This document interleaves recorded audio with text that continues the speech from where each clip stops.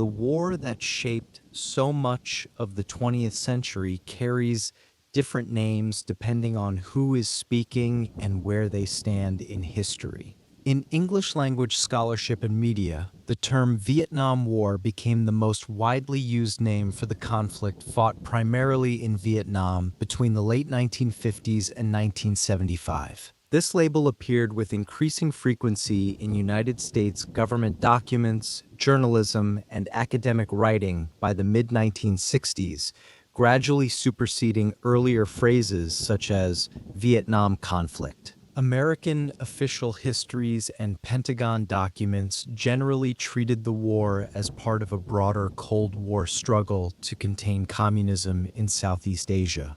Many American school textbooks presented the war as a conflict between a United States-backed South Vietnam and a communist North Vietnam supported by the Soviet Union and China. These narratives often highlighted themes of escalation, public protest, and the war's divisive impact on American politics and society. The war became synonymous with a particular moment in American history, a time when certainty gave way to doubt and when the costs of intervention became painfully clear. In Vietnam itself, the government's official name for the conflict tells a very different story. The Vietnamese term is Kháng Chiến Chống Mỹ, Q Nuc, which translates roughly as the Resistance War Against America to Save the Nation. Shortened forms used in Vietnamese sources include Kháng Chiến Chống Mỹ, meaning Resistance War Against America, and simply Chống Mỹ, meaning Against America. Vietnamese state publications and legal texts consistently describe the period from 1954 to 1975 as a time of anti-American resistance aimed at liberating the South and reunifying the country. The Communist Party narratives present the conflict as a people's war of national liberation against foreign aggression and its local allies, placing it within a longer revolutionary tradition. Vietnamese school textbooks and museums typically emphasize continuity between the anti-French resistance war and the later anti-American resistance war.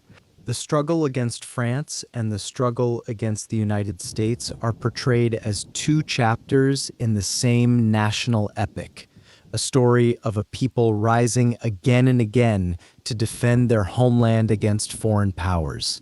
For those who fought on the communist side, the period is often remembered colloquially as Thời Chống Mỹ, the time against America, a phrase that carries within it the weight of sacrifice and the pride of ultimate victory. In many English-language works about Vietnam, the term American War is used as a translation or shorthand for the Vietnamese War against America. Historians note that this phrasing underscores the central role of the United States as the main foreign combatant between 1965 and 1973. Some Vietnamese commentators point out that everyday Vietnamese speech prefers phrases like Kháng Chiến Chống Mỹ rather than the literal term American War, but the latter has become common in Western popular culture and journalism as a simplified rendering of Vietnamese terminology. It serves as a reminder that the conflict was not simply a Vietnamese civil war, but an event in which a superpower intervened decisively in the affairs of a smaller nation. Some historians, especially those emphasizing regional dynamics, refer to the conflict as the Second Indochina War, following the earlier First Indochina War against France. This label highlights that fighting extended beyond Vietnam into Laos and Cambodia and involved multiple local and international actors. The supply lines threading through mountains and valleys all became part of a wider conflagration that touched lives across the entire peninsula. American government sources occasionally used the term Vietnam conflict during the 1960s and 70s, particularly in legal and bureaucratic contexts where the word war carried specific constitutional implications. In South Vietnam during the war itself, official terminology often spoke of the Chinh Tren Vietnam, meaning Vietnam War, or Chinh Tren Viet Cong, meaning the war against the Viet Cong, stressing internal security threats. Anti-communist South Vietnamese narratives frequently framed the conflict as a struggle against both northern invasion and internal communist insurgency, portraying their government as defenders of an independent southern state besieged from within and without. In the contemporary United States, the Vietnam War remains the standard term in kindergarten through 12th grade textbooks, university courses, and museum exhibits such as those associated with the Vietnam Veterans Memorial. American veterans organizations, including the Vietnam Veterans of America, predominantly use this term in their publications and commemorations. Some American scholars and activists adopt alternative phrasings, such as the American War in Vietnam, to foreground American responsibility and perspective, acknowledging that the conflict was fundamentally shaped by decisions made in Washington. Documentary series like Ken Burns' The Vietnam War retain the standard name but incorporate Vietnamese perspectives and terminology in subtitles and commentary, reflecting a growing awareness that multiple viewpoints must be heard. Academic debates in American historiography have shifted over time from arguments about who lost Vietnam toward broader social, cultural, and transnational analyses of the war. Scholars now frequently describe the conflict as simultaneously a civil war within Vietnam, a war of national liberation, and a proxy conflict in the global Cold War system. These overlapping frameworks reveal the complexity of what happened and why, showing that no single explanation can capture the full truth of those years. In Vietnam, major museums such as the War Remnants Museum in Ho Chi Minh City and the Siu Chi Tunnel site present the conflict as a just resistance against American and Saigon forces. Displays focus on American intervention, bombing, and technology, contrasting them with Vietnamese guerrilla resilience and mass mobilization. The Ho Chi Minh Museum in Hanoi situates the war within a longer revolutionary narrative, centered on national independence, led by the man whose name the city now bears. Scholars describe these museums as tools for constructing a coherent national discourse about sacrifice and unity, though some research notes that individual museums contain diverse emphases and are not fully homogeneous in their narrative styles. Among overseas Vietnamese communities opposed to the communist government, the conflict is often called Chinh Tren Quoc Gong, meaning the Nationalist Communist War, or Noi Chinh Quoc Gong, meaning the National Communist Civil War. These diaspora narratives frequently stress themes of betrayal, lost nationhood, and the fall of the Republic of Vietnam in 1975. In Little Saigon communities in the United States, commemorations often refer to Tang Tu Den, meaning Black April, to mark the end of the war and the fall of Saigon. Diaspora media and community organizations tend to preserve pre-1975 South Vietnamese symbols and terminology, and some diaspora authors explicitly challenge the Vietnamese state's resistance war framing, describing the conflict instead as the loss of an independent South Vietnamese state. In global reference works like Encyclopedia Britannica and many non-American textbooks, the conflict is usually labeled Vietnam War, with parenthetical notes that in Vietnam it is called the American War, or War Against the Americans to Save the Nation. European school materials commonly present the war as a major episode of decolonization and Cold War confrontation, linking it to broader movements in what was then called the Third World. Soviet and Eastern Bloc narratives during the Cold War portrayed the conflict as a heroic anti-imperialist struggle led by communist forces, while Chinese narratives initially celebrated North Vietnam's resistance. but later highlighted Sino-Vietnamese tensions after the 1979 border war. Within Vietnam, the Communist Party maintains a virtual monopoly over official historiography and textbook production, shaping how the war is named and framed for students. The official storyline emphasizes continuity of anti-colonial struggle from French to American adversaries and downplays internal divisions within Vietnam. Since the 1990s, some Vietnamese and foreign historians have published more nuanced accounts that include perspectives of Southern civilians, Army of the Republic of Vietnam soldiers, and non-communist actors, though they typically still employ official terminology. Public memory practices, including memorials, anniversaries, and veteran testimonies, reinforce differing national narratives associated with the various names of the war.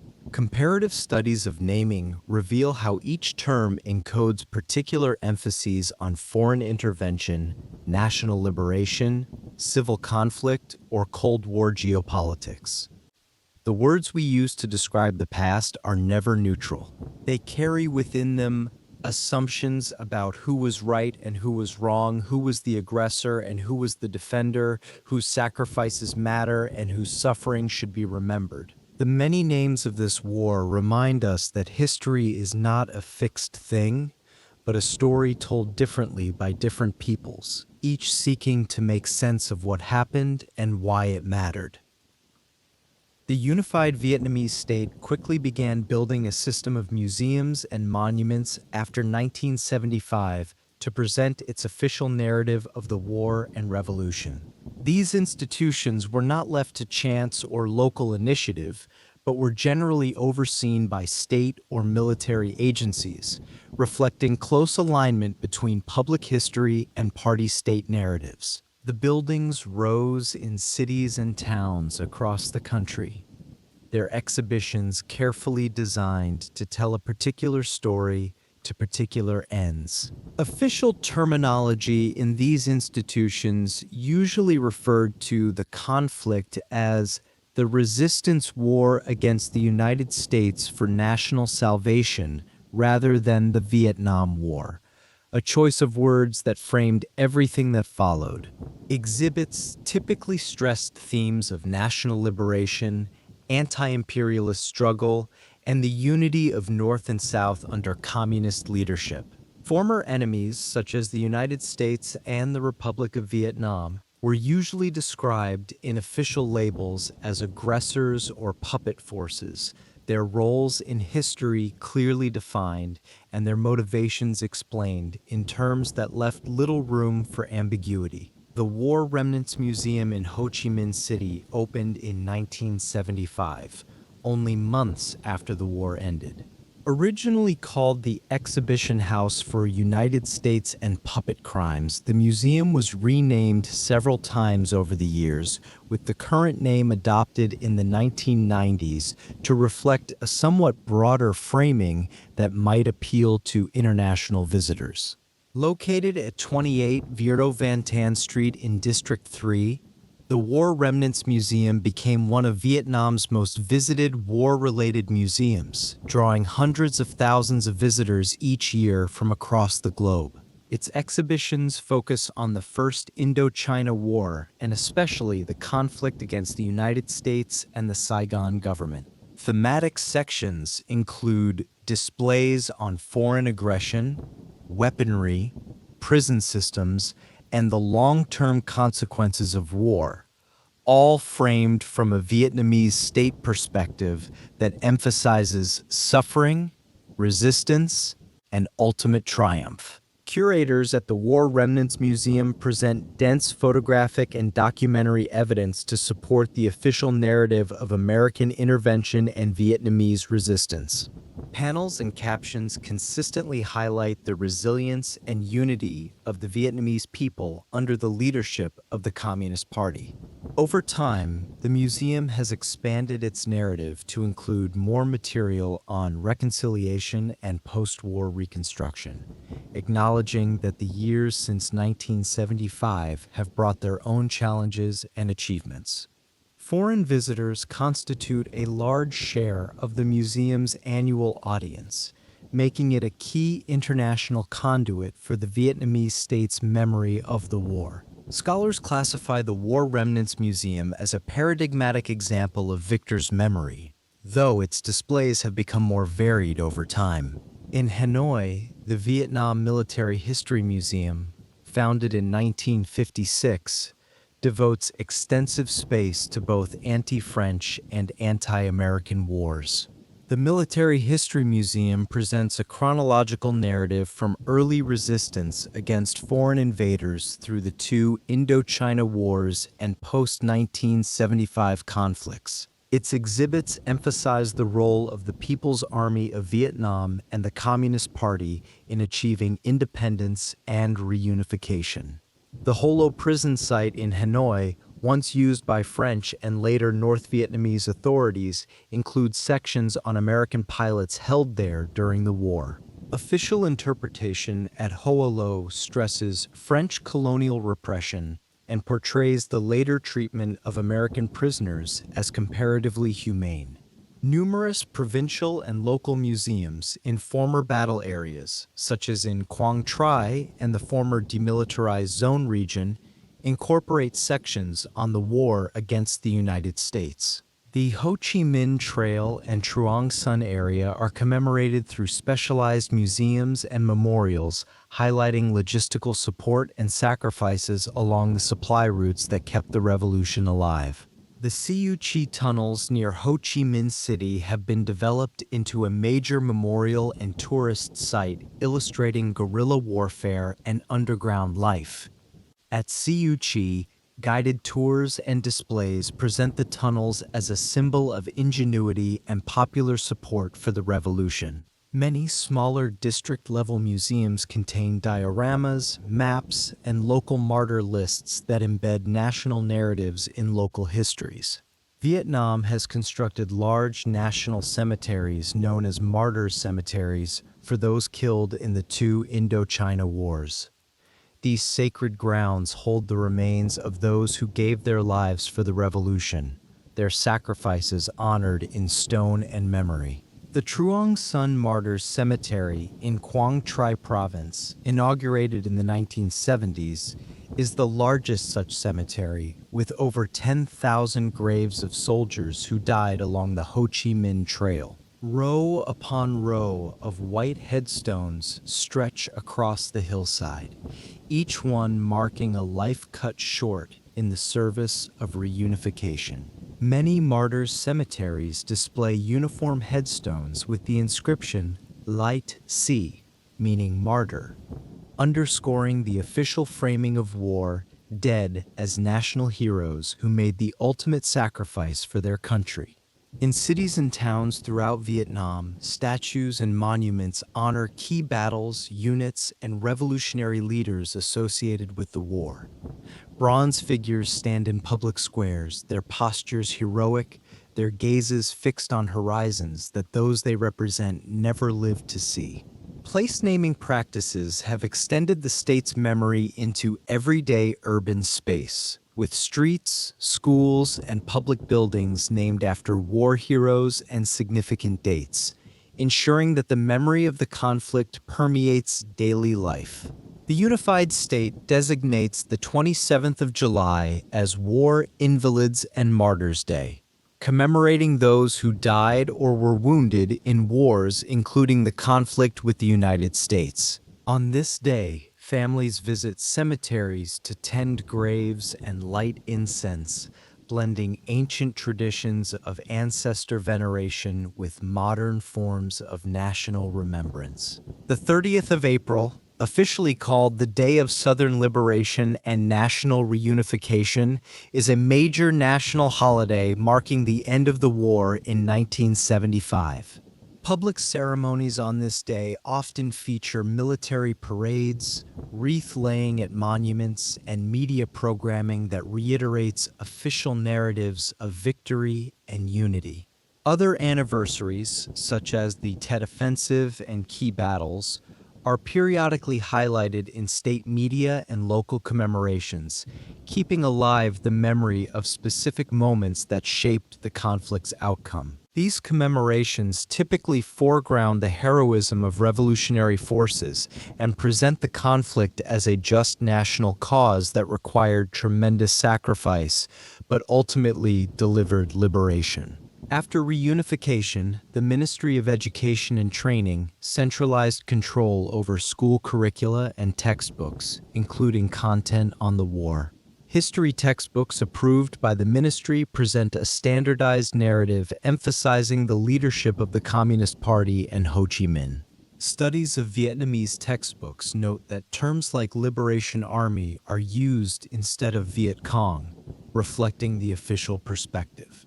Textbook chapters typically frame the 1954 to 1975 period as a continuation of anti-colonial struggle, with the United States replacing France as the main external foe. The Army of the Republic of Vietnam is usually depicted as a puppet or lackey force dependent on American support. Research on Vietnamese history education shows that textbooks devote limited space to internal Southern opposition to both Saigon and Hanoi, focusing instead on communist-led resistance. Curriculum guidelines stress patriotic lessons including loyalty to the nation, sacrifice, and gratitude to martyrs as key takeaways from war history. The role of women and youth organizations in the war is highlighted to illustrate broad popular participation across social groups.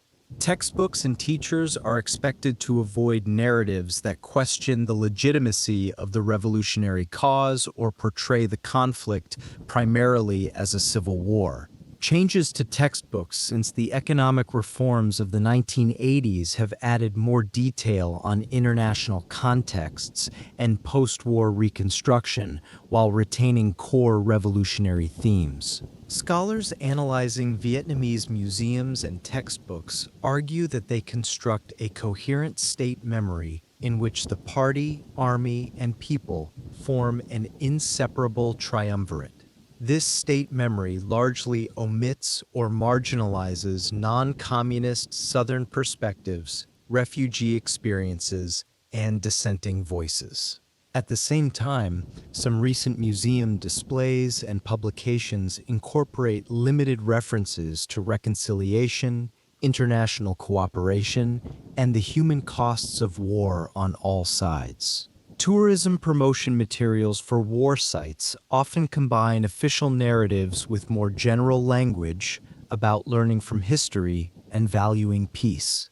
From 1975 to 2020, Vietnam's museums, monuments, school books, and commemorations have functioned as key instruments through which the state presents and sustains its official memory of the conflict and its outcome, shaping how generations of Vietnamese citizens understand what happened and why it matters still. The Vietnam War became a central reference point in American public memory after the 1973 Paris Peace Accords and the 1975 fall of Saigon, shaping debates about foreign policy, patriotism, and protest for decades to come. American discussions of the war since the 1970s have often revolved around how to honor veterans while interpreting a conflict widely regarded as costly and controversial. Public memory of the war in the United States is expressed through veterans organizations, monuments, school curricula, films, and anniversary events. Scholars describe American memory of Vietnam as contested, with multiple narratives including heroism, tragedy, protest, and lessons learned coexisting and sometimes clashing. Since the 1980s, much American public discourse about Vietnam has focused on American experiences and aftermath rather than Vietnamese perspectives. The Vietnam Veterans Memorial in Washington stands as the most prominent American monument associated with the war. Located on the National Mall near the Lincoln Memorial, the 2-acre site is administered by the United States National Park Service and welcomes millions of visitors each year. The central element, known simply as the Wall, consists of two black granite walls forming a shallow V shape set into the earth. Each wall section is about 200 feet long, meeting at an angle that draws visitors deeper into the memorial as they walk along its length. As of recent counts, more than 58,000 names of American service members who died or remain missing in the war are inscribed on the wall, each name carved into the polished stone. The names were originally 57,939 at the 1982 dedication and have increased as additional casualties and missing personnel have been confirmed over the years. Names are listed in chronological order by date of death or loss, beginning and ending at the wall's apex, so that the first and last casualties stand together at the point where the two walls meet. The design emerged from a 1980 to 1981 national competition that attracted more than 1,400 anonymous entries. The winning design, entry number 1026, was submitted by Maya Ying Lin, then a 21-year-old architecture student at Yale University. Maya Lin envisioned the wall as a simple, reflective surface that would allow visitors to see themselves alongside the engraved names, creating a moment of connection between the living and the dead. When visitors approach, they see their own faces reflected in the polished black stone, their images merging with the carved names of those who never came home. The memorial wall was dedicated on Veterans Day, November 13th, 1982, in a ceremony attended by thousands of veterans and families who had traveled from across the country to bear witness. The site has since been augmented by additional components, including the three servicemen statue, dedicated in 1984, showing three soldiers of different races looking toward the wall, and the Vietnam Women's Memorial, dedicated in 1993, honoring the women who served. Directories and panel markers at both ends of the wall help visitors locate individual names among the 70 inscribed panels on each side, allowing them to find brothers, fathers, sons, and friends whose lives ended in the jungles and rice paddies of Southeast Asia. Visitors commonly leave personal mementos at the base of the wall, including letters, dog tags, flowers, and photographs, and many of these objects are collected and archived by the National Park Service as part of the memorial's ongoing story. Major American veteran service organizations involved with Vietnam-era veterans include the American Legion, Veterans of Foreign Wars, and Disabled American Veterans. These organizations have existed for decades, serving veterans of many conflicts. But the Vietnam War generation presented particular challenges given the controversy that surrounded their service. The Veterans of Foreign Wars is a nonprofit membership organization of eligible veterans that provides advocacy, benefits assistance, and community programs that help ease the transition from military to civilian life. Its programs help veterans file claims with the Department of Veterans Affairs and access healthcare, pensions, and other benefits they have earned through their service to the nation. Vietnam Veterans of America, founded in 1978 and chartered in 1986, focuses specifically on issues affecting Vietnam-era veterans. The organization's stated mission is to advocate for and serve American veterans who served in Vietnam, including on matters such as healthcare, recognition, and public awareness of their sacrifices and struggles.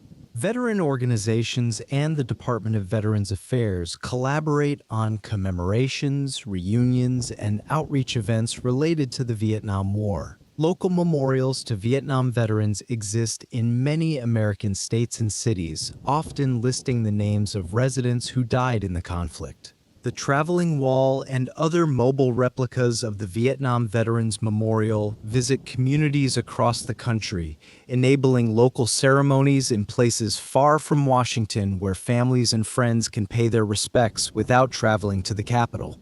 Annual events on Memorial Day and Veterans Day frequently include references to Vietnam veterans and moments of silence or wreath-laying at local and national sites.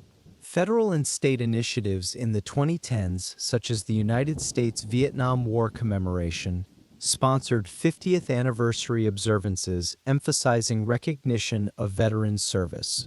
The legacy of anti-war protests remains an important element of American memory of Vietnam, though it is less heavily commemorated in official rituals. Large demonstrations in Washington and other cities during the late 1960s and early 1970s are widely represented in documentaries, films, and textbooks. Many American history textbooks today include sections on the anti-war movement, often stressing its role in shaping public opinion and policy. Academic analyses suggest that mainstream narratives frequently portray protests as part of a broader story of social upheaval in the 1960s, alongside civil rights and counterculture. Some scholars argue that public discussion since the 1980s has tended to mute or downplay more radical critiques of American policy voiced during the war. The phrase Vietnam Syndrome emerged in American political discourse to describe perceived public reluctance to support overseas military interventions after the war.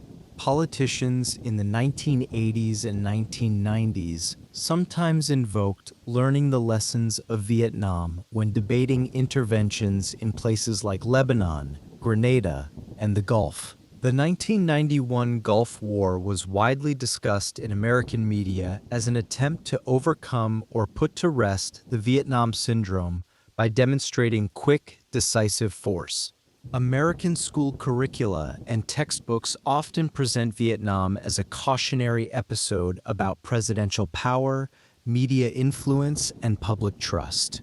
Cultural works, including films such as Apocalypse Now and Platoon, and television series have heavily influenced public images of the war, focusing largely on American soldiers' experiences. Studies of popular textbooks find that by the early 2000s, many American texts framed Vietnam as a misstep but maintained an overall narrative of American exceptionalism.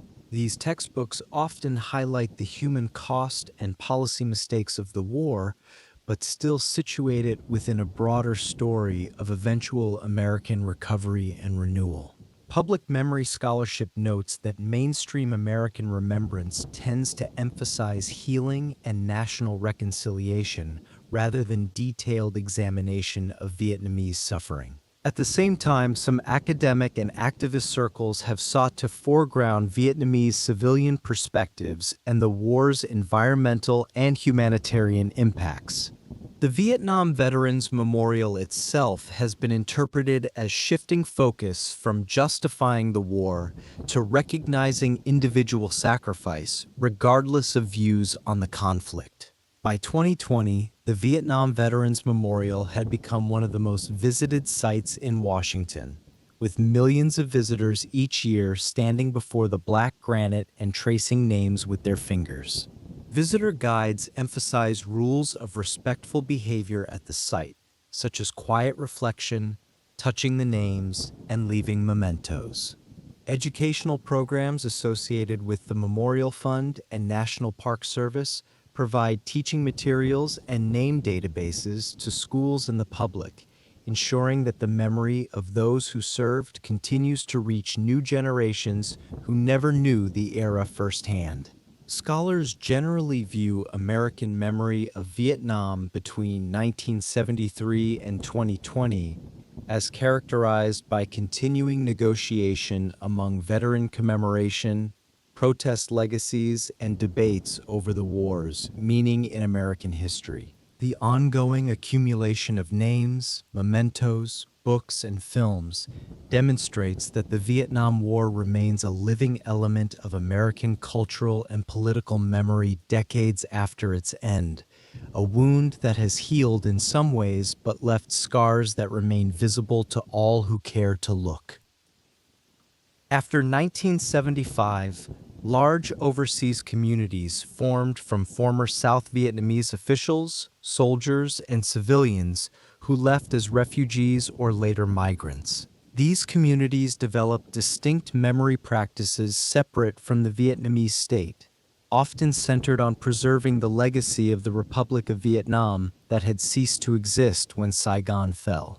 The former South Vietnamese flag, a yellow field with 3 horizontal red stripes, remains the primary political and identity symbol in many diaspora communities around the world. This flag is frequently referred to abroad as the Vietnamese Heritage and Freedom Flag, a name that captures its meaning for those who fly it. The flag is prominently displayed at diaspora events, businesses, and community centers in places like Little Saigon, in Orange County, Houston, and Paris.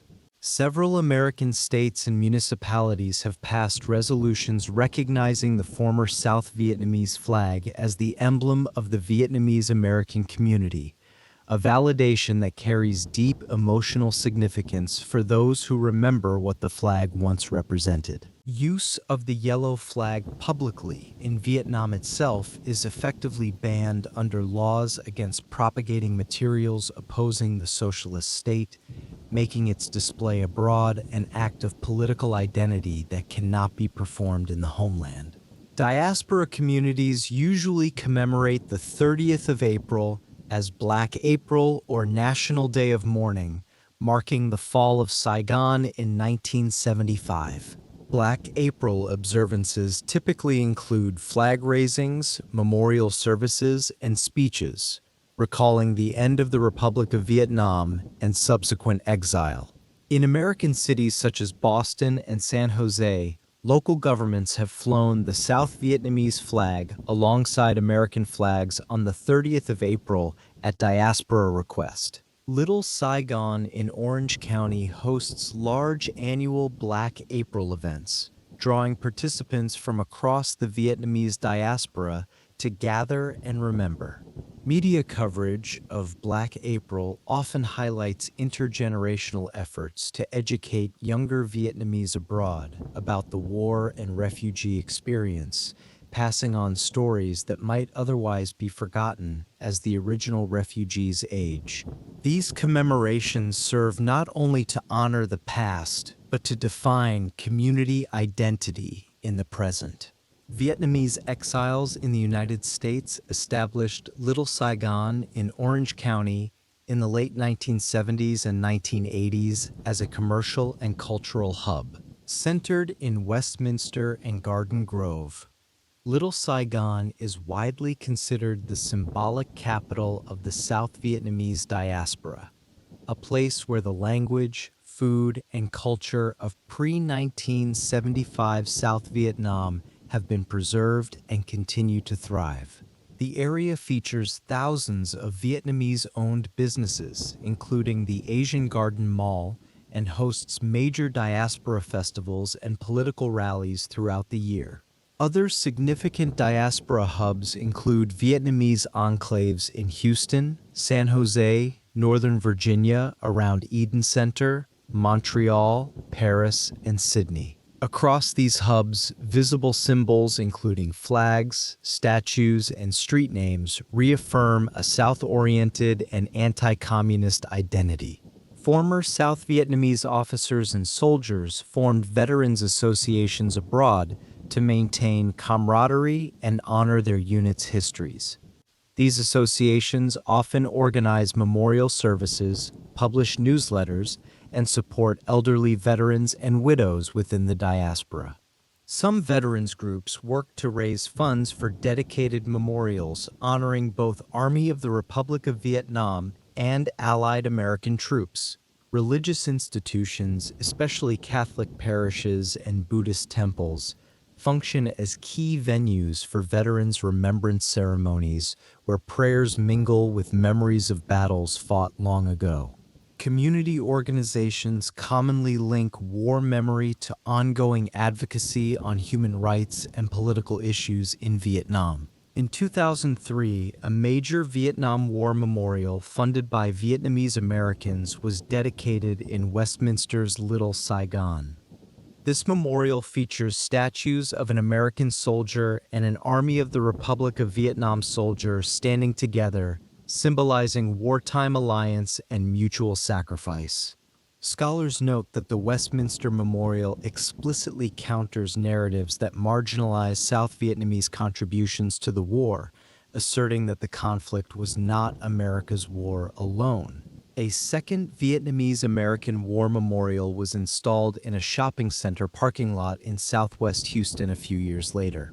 In Fort Smith, Arkansas, a monument prominently displaying the yellow-striped flag was erected to honor local Vietnamese refugees and their history. In diaspora neighborhoods, lampposts and public spaces often display banners with both American and former South Vietnamese flags during anniversaries, creating visual landscapes of memory that differ markedly from both Hanoi's official spaces and mainstream American commemorations. Some city councils in North America and Australia have designated sections of towns as Little Saigon or similar names at community request, formally recognizing these places as centers of Vietnamese refugee culture.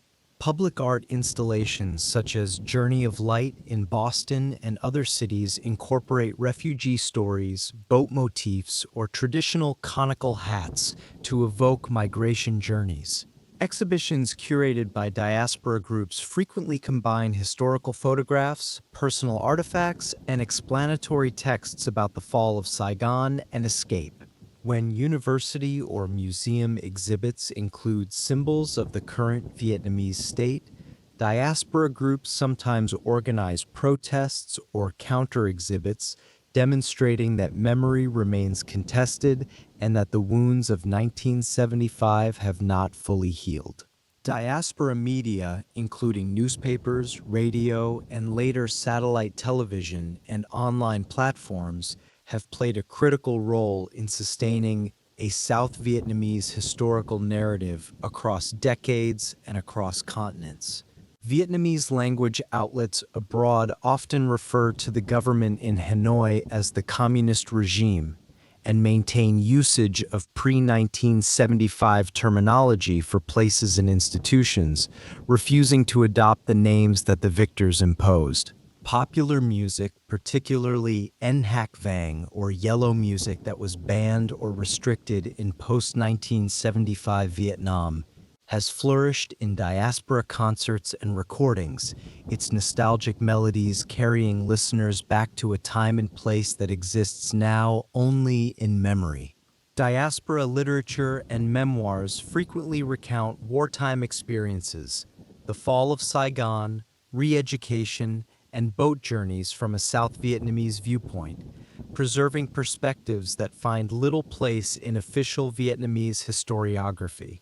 These written accounts serve as archives of experience, ensuring that the stories of ordinary people who lived through extraordinary times will not be lost when those who lived them are gone. Intergenerational storytelling in families transmits these narratives to children born abroad, often in bilingual form as parents and grandparents share their memories with young people who have never seen the country their elders fled. Diaspora organizations have campaigned for foreign governments to adopt the yellow flag as the official symbol of Vietnamese communities, seeking formal recognition of their distinct identity. The Co Vang, or Yellow Flag movement in the early 2000s sought to secure legal and ceremonial recognition of the flag in multiple American jurisdictions, achieving success in many localities. Some diaspora leaders interpret continued use of the flag as a way to assert an alternative Vietnamese political identity distinct from the socialist state, a way of saying that the nation they loved did not truly die in 1975. The flag also appears in broader political rallies, such as demonstrations on American domestic issues, sometimes prompting intra-community debate about its appropriate use. Memory activism in Little Saigon has included protests against perceived communist sympathies in art exhibitions or business activities.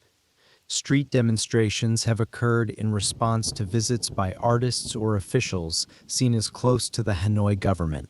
Community leaders often frame such protests as defending the legacy of the Republic of Vietnam and the sacrifices of those who died or fled. Within diaspora politics, divisions exist between hardline anti-communist groups and more moderate or engagement-oriented organizations that favor cautious interaction with contemporary Vietnam. Second-generation Vietnamese abroad sometimes balance respect for parental memories with more varied views about contemporary Vietnam, navigating between the world their parents remember and the world they themselves have known. Studies of Vietnamese American youth suggest diverse orientations, with some embracing strong diaspora nationalism and others engaging more with American civic identity or transnational cultural ties. Educational and cultural programs, including language schools, history workshops, and heritage camps, seek to transmit knowledge of the war and refugee experience to younger generations. From 1975 to 2020, South Vietnamese and diaspora memory has been structured around the preservation of pre-1975 symbols, annual Black April commemorations, veterans associations, and community memorials that sustain an alternative narrative to that promoted by the Vietnamese state. The 1968 American film The Green Berets, starring and co-directed by John Wayne, was one of the first major Hollywood movies to depict the ongoing Vietnam War. The film presents the conflict from a strongly pro-war, anti-communist perspective, portraying United States Special Forces as heroic defenders of South Vietnam against communist aggression. Released while American combat operations were still escalating, the film aligned closely with official government justifications for the war and offered audiences a vision of righteous struggle that would soon seem dated. Early Vietnam-related films in the late 1960s and early 1970s were relatively few, reflecting Hollywood's caution about a controversial ongoing conflict that divided the American public. Scholars note that American cinema shifted significantly after the war's end, with later films adopting more critical or ambivalent stances toward what had happened and why. The 1978 film The Deer Hunter, directed by Michael Cimino, focused on a group of working-class friends whose lives are disrupted by the Vietnam War. The film is often cited as one of the first major American films to explore the war's long-term psychological and social effects on veterans who came home forever changed by what they had seen and done. Francis Ford Coppola's Apocalypse Now, released in 1979, reimagined Joseph Conrad's novella Heart of Darkness in a Vietnam War setting. The film is known for stylized, surreal imagery and focuses on the moral and psychological breakdown associated with the conflict, following a journey upriver that becomes a journey into madness. Both The Deer Hunter and Apocalypse Now helped shift cinematic representations from straightforward combat narratives to more complex explorations of trauma and ambiguity. Oliver Stone's Platoon, released in 1986, drew on his own service in Vietnam and depicted the experiences of an infantry platoon from a ground-level perspective. The film won Academy Awards for Best Picture and Best Director, and is widely regarded as a landmark in American Vietnam War cinema. Platoon emphasizes moral conflict within the unit and portrays American soldiers as divided and vulnerable rather than uniformly heroic, showing men capable of both compassion and atrocity. Stanley Kubrick's Full Metal Jacket, released in 1987, is structured in two parts, showing Marine boot camp training and combat in Vietnam. The film highlights dehumanizing aspects of military training and the disorienting nature of urban combat, presenting war as a force that strips away humanity. Other notable 1980s American Vietnam War films include Hamburger Hill, Casualties of War, and Born on the 4th of July. Born on the 4th of July, also directed by Oliver Stone, follows real-life Marine veteran Ron Kovic's transformation from eager volunteer to wounded soldier to anti-war activist. These films collectively contributed to a cycle of works that examined the war's human costs and questioned earlier heroic narratives, asking audiences to consider what the war had truly been about and what it had cost those who fought it. Scholars often refer to these post-1978 works as prestige combat films that redefined Hollywood's approach to war movies. By the late 1980s, Vietnam had become a central reference point in American film for representing trauma, disillusionment, and contested patriotism. The 1993 film Heaven and Earth, directed by Oliver Stone, was based on Vietnamese-American author Lily Hazlip's memoir, When Heaven and Earth Changed Places. The film centers on a Vietnamese woman's experiences before, during, and after the war, including her later life in the United States. Heaven and Earth is notable as one of the first major Hollywood productions to foreground a Vietnamese civilian protagonist rather than American soldiers.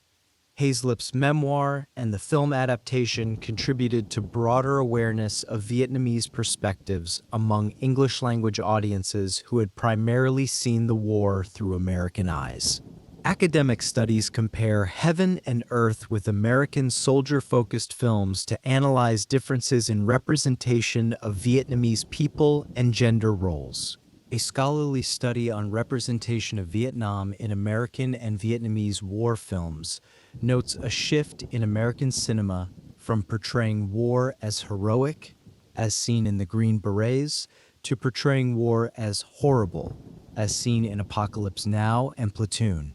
The same study argues that many American films give Vietnamese characters limited dialogue and screen time, treating them largely as background to American stories.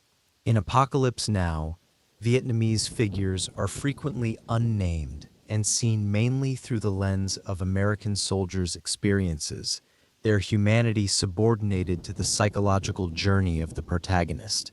Later films like Heaven and Earth and some independent productions made efforts to present more fully developed Vietnamese characters. Critical literature emphasizes that cinematic depictions often reflect contemporary American debates about the war rather than detailed Vietnamese history. Television played a major role in shaping public perceptions, as Vietnam has often been called the first television war, the first conflict that Americans experienced through moving images on their screens at home. News coverage in the 1960s and early 1970s brought images of combat and protest into American homes, influencing later fictional and documentary portrayals and creating expectations about what war looked like and felt like.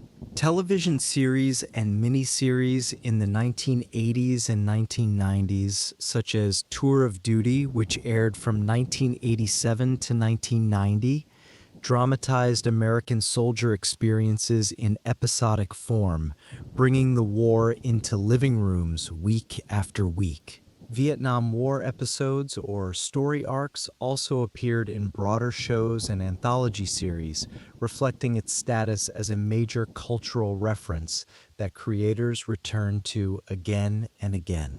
Documentaries on public television and cable channels increasingly revisited the war from multiple angles in the 1990s and 2000s, each new production attempting to add something to the collective understanding of what had happened. The 2017 PBS documentary series, The Vietnam War, directed by Ken Burns and Lynn Novick, is a 10-part, 18-hour production that represented the most ambitious documentary treatment of the conflict to date. Years in the making, the series drew on an unprecedented range of sources and testimonies. The series features interviews with American veterans, anti-war activists, and Vietnamese participants from both North and South, weaving together voices that had rarely been heard in the same narrative. It uses archival footage, photographs, and contemporary interviews to present a multi-perspective narrative of the conflict that acknowledges complexity and resists simple judgments. Commentators note that the Burns-Novick series devotes significant attention to Vietnamese voices compared with earlier mainstream American productions, attempting to tell the story from all sides. The series sparked debate about balance, terminology, and interpretation, illustrating ongoing sensitivities around Vietnam War memory and the difficulty of creating any account that all parties would find satisfactory. Vietnamese state film studios have produced numerous films about the resistance war against the United States since the 1960s. These films often emphasize collective heroism, sacrifice, and rural guerrilla warfare, aligning with official narratives. Early North Vietnamese films such as The Abandoned Field, released in 1979, depicted Southern guerrillas resisting American forces in the Mekong Delta. Vietnamese films frequently portray American and Army of the Republic of Vietnam soldiers as technologically superior but morally and politically misguided. Post-reform Vietnamese cinema has gradually incorporated more nuanced storylines, including depictions of personal dilemmas and post-war reconciliation. International co-productions and foreign films shot partly in Vietnam increased after the 1990s normalization of relations and economic opening. Some later American and European films used Vietnam as a backdrop for broader reflections on war, memory, and generational change, examining how the conflict continued to shape those who had lived through it and their children. War-themed films released after later conflicts in Iraq and Afghanistan often drew explicit comparisons to Vietnam in dialogue and marketing, suggesting that the lessons of one war applied to another, and that history was in some sense repeating itself. Scholars argue that Vietnam War cinema has influenced how subsequent wars are portrayed on screen, particularly regarding skepticism about official justifications and attention to soldier psychology and trauma. The cinematic language developed to depict Vietnam, the ambiguity and darkness and moral complexity, has become part of how Americans think about war in general. Across 1968 to 2020, film and television representations of the Vietnam War evolved from overtly pro-intervention narratives to more critical, multi-perspective works with a gradual increase but still limited presence of Vietnamese voices and stories. Each generation of filmmakers has brought its own concerns and perspectives to the material, ensuring that the war continues to be reimagined and reinterpreted on screens around the world. Early American Vietnam War writing included frontline journalism and reportage, such as Michael Hare's Dispatches, published in 1977 and based on his experiences as a correspondent in Vietnam. Dispatches is known for impressionistic literary reportage that captures American soldiers' language and perceptions rather than providing a conventional military history, immersing readers in the sounds and fears and dark humor of men at war. Francis Fitzgerald's Fire in the Lake, published in 1972, combined history and political analysis of Vietnamese society and American policy. Fire in the Lake won the Pulitzer Prize, National Book Award, and Bancroft Prize, marking it as a major early work shaping American understanding of Vietnam and introducing readers to the cultural complexity that American policymakers had failed to grasp. War correspondence nonfiction, including works by Neil Sheehan and David Halberstam, also became key references in English-language Vietnam War literature. Tim O'Brien's If I Die in a Combat Zone, Box Me Up and Ship Me Home, published in 1973, is a memoir of his training and service as an American infantryman in Vietnam. O'Brien's later book, The Things They Carried, published in 1990, is a linked collection of short stories blending fiction and memoir about an American platoon in Vietnam. The Things They Carried is widely assigned in American high schools and universities and is noted for exploring memory, storytelling, and moral ambiguity. O'Brien's works often question the line between fact and fiction, arguing that story truth can convey emotional realities of war that literal truth cannot capture. Critics frequently cite O'Brien as one of the most influential American authors on the Vietnam War, his prose teaching readers what the war felt like rather than simply what happened. Philip Caputo's A Rumor of War, published in 1977, is a widely read memoir by a former American Marine officer describing his deployment and disillusionment. Caputo's book became a classic of Vietnam War literature and is often compared with World War I memoirs for its focus on moral erosion and command dilemmas. Other prominent American veteran memoirs include Ronald J. Glasser's 365 Days, published in 1971, and Karl Marlantes' later novel memoir hybrid Matterhorn, first drafted in the 1970s but not published until 2009. Many American memoirs highlight themes of combat stress, loss of comrades, and difficulties returning to civilian life. Vietnam War poetry by American veterans, such as the work of Yusef Komunyakaa and W.D. Earhart, addressed race, trauma, and moral questioning. Bao Ninh novel The Sorrow of War, first published in Vietnam in 1987, is among the most acclaimed Vietnamese literary works on the conflict. The novel follows a North Vietnamese veteran processing his wartime experiences through fragmented memories and nonlinear narrative, showing a man haunted by what he has seen and done, even though he fought on the winning side. The Sorrow of War was translated into English in the 1990s and has been widely discussed as a major anti-war work from the Vietnamese side. Critics emphasize that Bao Ninh's writing subverts heroic tropes by foregrounding grief, loss, and disorientation among victorious soldiers, showing that victory brought no peace to those who achieved it.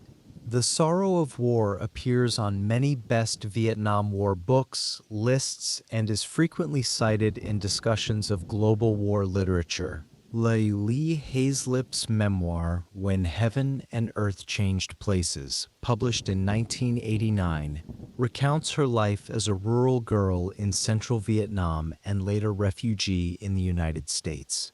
Hazlitt's book presents the war through the eyes of a civilian caught between both sides, including displacement and migration, showing how ordinary people survived and suffered.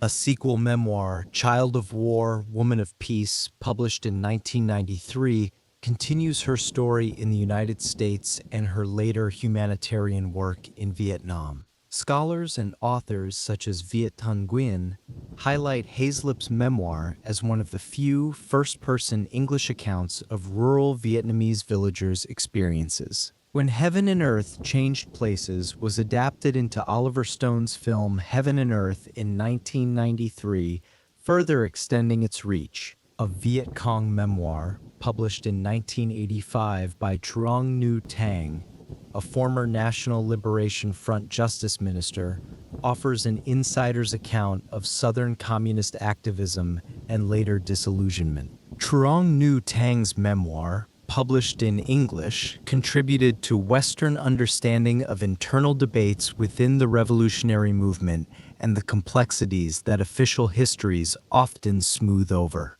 Other Vietnamese communist veterans have published memoirs and short stories in Vietnamese, some of which have been translated selectively into English anthologies. Anthologies like Other Moons, Vietnamese Short Stories of the American War and Its Aftermath, published in 2020, collect translated stories by North Vietnamese and Southern Communist writers. Such collections aim to broaden Anglophone access beyond a small set of well-known novels and memoirs. Vietnamese American and broader diaspora literature on the war began appearing in English in the 1980s and grew significantly after 2000. Viet Thanh Nguyen's novel The Sympathizer, published in 2015, follows a communist double agent embedded in the South Vietnamese army who flees to the United States after 1975. The Sympathizer won the 2016 Pulitzer Prize for Fiction and is noted for combining spy novel elements with satire and historical reflection. Nguyen's nonfiction book, Nothing Ever Dies, Vietnam and the Memory of War, published in 2016, analyzes how different nations remember the war and argues for what he calls ethical memory. Critics view Nguyen's work as marking a milestone for Vietnamese diasporic literature and war memory in the English-speaking world. Other notable Vietnamese American works about the war and its aftermath include memoirs by Nguyen Ngoc Ngan, fiction by Monique Truong, and short stories by various authors collected in anthologies. The Refugees, published in 2017 by Viet Thanh Nguyen, is a short story collection exploring Vietnamese refugee and immigrant experiences in the United States and Vietnam. Thon Ha Lai's Inside Out and Back Again, published in 2011, is a verse novel for younger readers that portrays a Vietnamese girl's refugee journey to Alabama after 1975. Diasporic Vietnamese women writers, including Ocean Vuong in poetry and fiction, have integrated war, memory, and family histories into broader explorations of identity. Studies of diasporic literature argue that these works reframe the war from refugee and second-generation perspectives rather than exclusively from soldier viewpoints. In Vietnamese, extensive poetry about both Indochina wars has been written by soldier poets and civilians, and some of this work has been translated into English. John Balaban's translation volume, C.A. Dao Vietnam, first published in 1974 and reissued in 2003, introduced Vietnamese folk poetry collected partly during the war to English readers. Later anthologies such as Black Dog, Black Night, Vietnamese poetry published in 2008 feature poets addressing war, aftermath, and social change. These translations expanded Anglophone awareness of Vietnamese literary responses beyond prose narratives. Academic surveys of Vietnam War writing now treat Vietnamese and Vietnamese diasporic authors as integral, not peripheral, to the field. Internationally, writers from other countries have also addressed the war, including Australian, Korean, and European veterans and journalists, each bringing their own national perspective to a conflict that touched so many nations. Some comparative studies place Vietnam War literature alongside writing on Algeria or Afghanistan to examine themes of decolonization and intervention, finding common patterns in how writers across different conflicts grapple with violence, memory, and meaning. Syllabi and reading lists on the Vietnam War in universities commonly include a mix of American, Vietnamese, and diasporic texts, reflecting the conflict's transnational nature and the recognition that no single national tradition can tell the whole story. Over time, literary and memoir accounts have shifted from near-contemporaneous reportage and soldier memoirs toward multi-voiced narratives incorporating civilians, refugees, and later generations who experienced the war's consequences rather than its battles.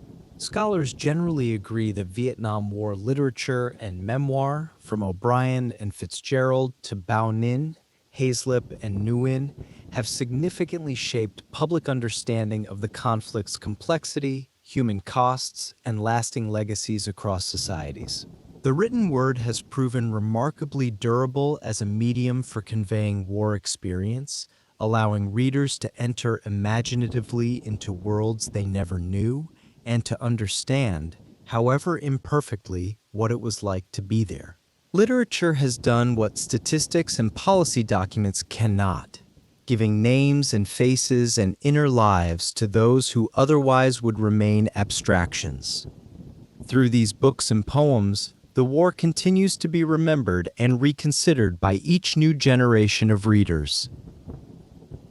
The National Vietnam Veterans Readjustment Study, conducted in the 1980s, found that about 15% of male and 8.5% of female American Vietnam theater veterans had current post-traumatic stress disorder more than a decade after the war. The study also estimated that nearly 30% of male and female theater veterans met criteria for post-traumatic stress disorder at some point after returning from Vietnam, indicating substantial lifetime exposure to the disorder. Veterans with higher levels of combat and war zone stressors in the study were about 4 times more likely to have post-traumatic stress disorder than those with lower exposure.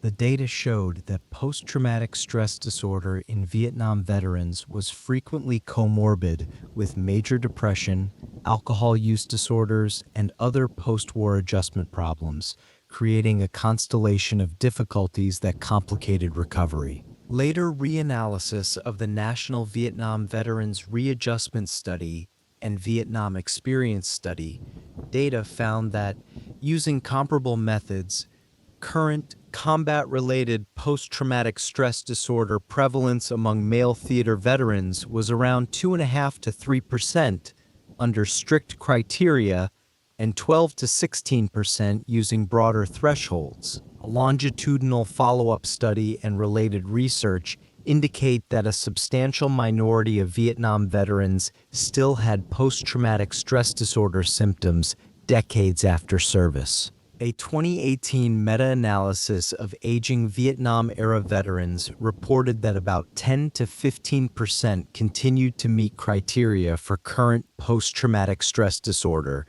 depending on diagnostic definitions.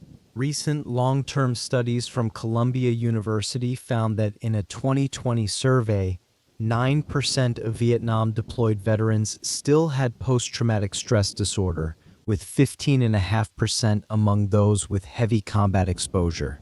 The same research identified 25% with subthreshold post-traumatic stress disorder and 10% with past but no current diagnosis, while 56% never met criteria at any point. Veterans with post-traumatic stress disorder or subthreshold symptoms in this cohort reported worse overall health, more anxiety and depression, and lower life satisfaction than those without the disorder.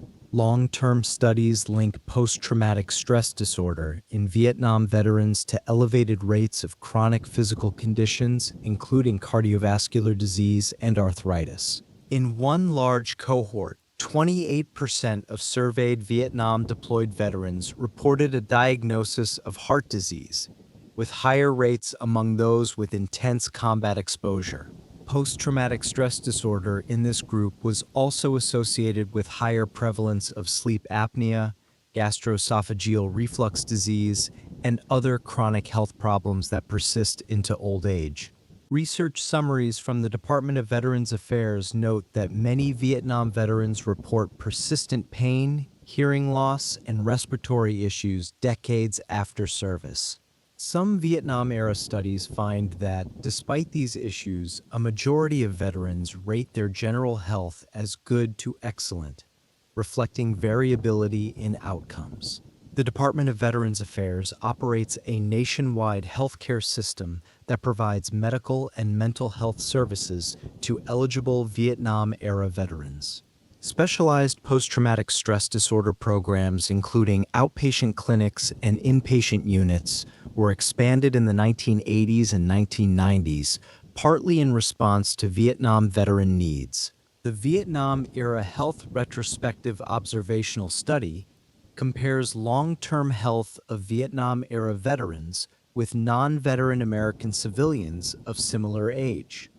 The study examines outcomes such as mental health, chronic disease, disability, and healthcare utilization among Vietnam-era veterans. Research on women Vietnam-era veterans indicates lower all-cause mortality than comparable American women, but persistent issues such as post-traumatic stress disorder and depression for a subset. The National Vietnam Veterans Readjustment Study and subsequent analyses found that Hispanic and Black male Vietnam theater veterans had higher current post-traumatic stress disorder prevalence than white veterans, with rates of nearly 28% for Hispanic veterans, 21% for Black veterans, and nearly 14% for white veterans.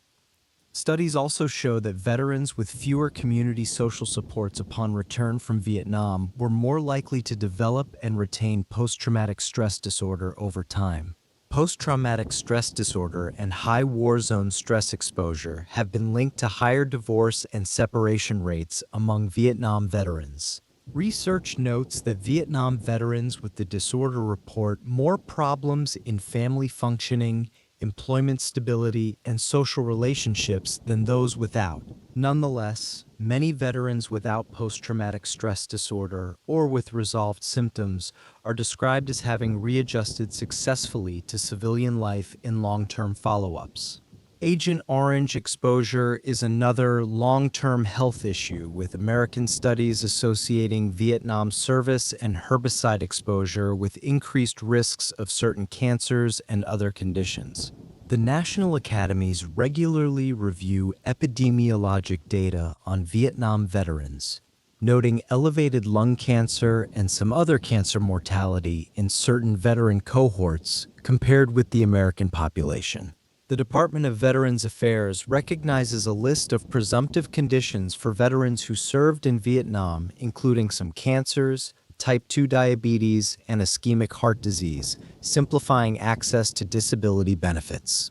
Research on female Vietnam-era veterans suggests lower overall mortality than non-veteran women, but complex patterns for specific diseases. Studies continue to refine estimates of health risks associated with different roles, locations, and exposure levels during Vietnam service. In Vietnam, a 2021 analysis using data from the Vietnam Health and Aging Study found that older adults exposed to multiple war traumas in youth had higher psychological distress in later life. This study reported associations between early life exposure to bombing, forced displacement, and other war-related adversities and elevated symptoms of depression and anxiety decades later. The same research identified higher odds of suicidal thoughts among those with greater cumulative wartime trauma exposure. Life course analyses in Vietnam suggest that wartime disruption of schooling, nutrition, and family stability has long-term implications for health and socioeconomic status. Data from northern and central Vietnam indicate that most older adults in those regions experienced some form of direct or indirect war exposure during their youth. Vietnamese studies and reports describe continuing physical disabilities among war veterans, including amputations and mobility impairments, requiring ongoing medical care and assistive devices. Vietnam maintains a system of social benefits for war invalids and families of martyrs, which includes pensions, health care, and preferential access to some services. Official programs support rehabilitation centers and vocational training for disabled veterans and war-affected civilians. However, research notes gaps in rural access to specialized mental health services for civilians and veterans in Vietnam. Studies of Vietnamese former combatants describe ongoing symptoms consistent with post-traumatic stress disorder and depression, although diagnostic research is less extensive than in the United States. Among diaspora communities, many former South Vietnamese soldiers and officials have reported long-term psychological effects related to combat, imprisonment, and displacement. Curriculum resources on re-education camp survivors note common reports of ongoing nightmares, anxiety, and difficulties with trust, summarized from interviews. American programs such as the We Honor Veterans Initiative encourage community-based recognition and support for aging veterans, including those from Vietnam and refugee backgrounds. Mental health services for Vietnamese refugees in host countries often combine language-appropriate counseling with broader social service support. Research on Vietnamese refugees in Western countries has documented elevated rates of post-traumatic stress disorder and depression, especially among those with severe war or camp experiences. Family-based studies show that children of war-affected Vietnamese refugees may experience intergenerational effects, including stress related to parents' health and narratives of loss. Some second-generation Vietnamese Americans report balancing parental expectations shaped by wartime displacement with their own host country socialization. In both Vietnam and the diaspora, community organizations including veterans associations, religious groups, and mutual aid societies play significant roles in social reintegration and informal mental health support. Policy discussions in the United States and Vietnam increasingly recognize that war-related health and psychological effects can span decades and affect families as well as individual veterans. Research from 1975 to 2020 indicates that while many Vietnam-era veterans and civilians have led stable lives, a substantial minority across all sides continue to experience long-term physical, psychological, and social consequences related to war exposure. From 1961 to 1971, the American military conducted a large-scale herbicide spraying program in Vietnam, primarily for defoliation and crop destruction. The main aerial spraying operation was codenamed Operation Ranch Hand and was carried out by the United States Air Force using C-123 aircraft flying low over jungle canopy and farmland. Nearly 19 million American gallons, about 72 million liters, of herbicides were sprayed over Vietnam during this period, mostly by air. Additional herbicides, estimated at 1.6 million gallons, were applied manually or from helicopters, trucks, boats, and ground equipment around bases and infrastructure. Herbicide operations had two stated military objectives: defoliating forests to improve observation and destroying crops thought to support enemy forces. Agent Orange was the most widely used of several color-coded herbicides sprayed in Vietnam.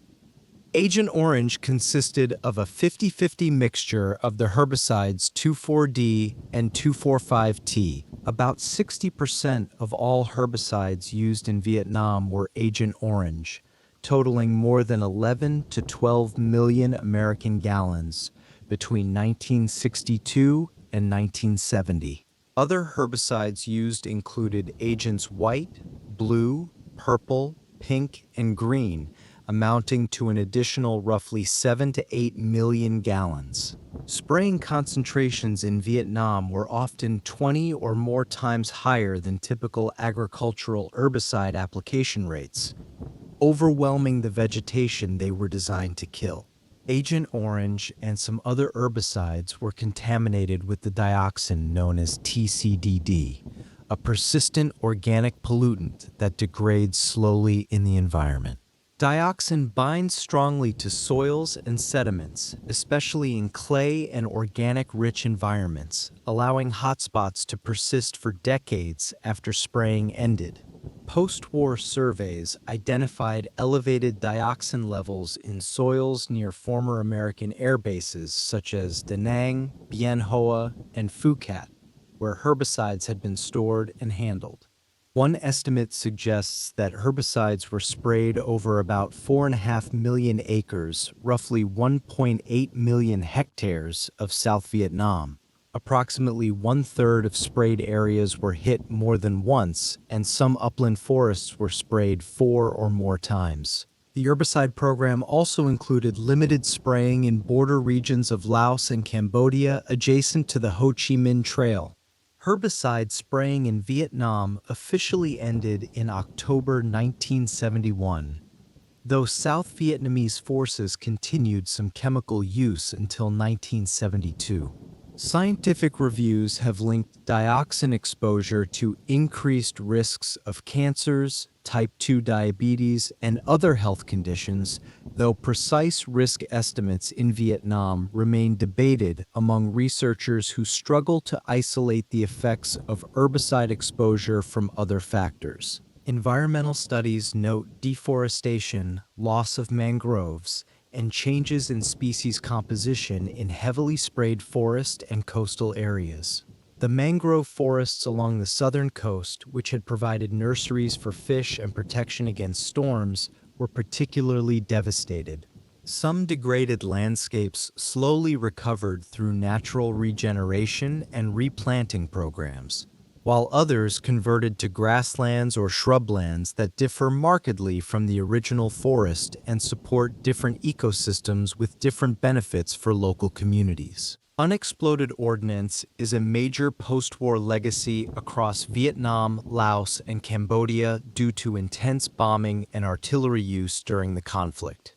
The sheer volume of ordnance dropped across Indochina during those years of war is difficult to comprehend, measured in millions of tons that fell from the sky and often buried themselves in soil and water where they wait still.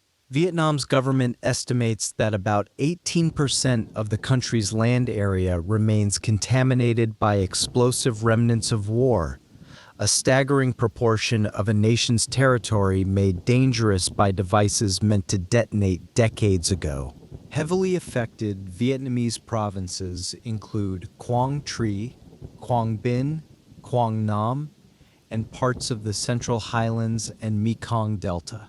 Unexploded ordnance in Vietnam includes bombs, artillery shells, mortar rounds, rockets, and cluster submunitions left from American, Army of the Republic of Vietnam, and communist forces. Rural communities are disproportionately exposed as farming, forestry, and scrap metal collection activities take place on contaminated land where a wrong step or an unfortunate strike of a hoe can end a life. Reports indicate that since 1975, unexploded ordnance accidents in Vietnam are estimated to have affected more than 105,000 people. These Vietnamese casualty estimates include over 38,000 deaths and about 66,000 injuries from mines and unexploded ordnance since the end of the war, casualties of a conflict that officially ended but whose weapons kept killing.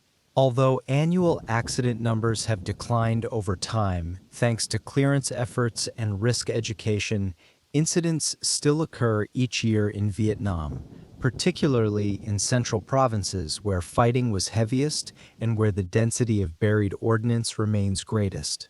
Unexploded ordnance contamination restricts land use, delays infrastructure projects, and adds costs to development and disaster response operations, making the past a burden on the present. Laos is among the most heavily bombed countries per capita in history, with an estimated 2 million tons of ordnance dropped there during the Second Indochina War. Around 270 million submunitions, called bombies locally, from cluster munitions were dropped on Laos, mainly between 1964 and 1973. It is estimated that more than 80 million of these submunitions failed to explode on impact and remain as unexploded ordnance scattered across the landscape. All 17 provinces of Laos have unexploded ordnance contamination, and about 25% of villages are affected. Since the war, Lao authorities and non-governmental organizations estimate over 29,500 people have been killed and more than 21,000 injured by explosive remnants of war. Cambodia also faces extensive contamination from landmines and unexploded ordnance related to American bombing and subsequent conflicts. Summaries note that more than 64,000 Cambodians have been killed or injured by unexploded ordnance and other explosive remnants since 1979. Cambodian unexploded ordnance contamination is concentrated along former front lines and border areas, including regions adjacent to Vietnam and Thailand.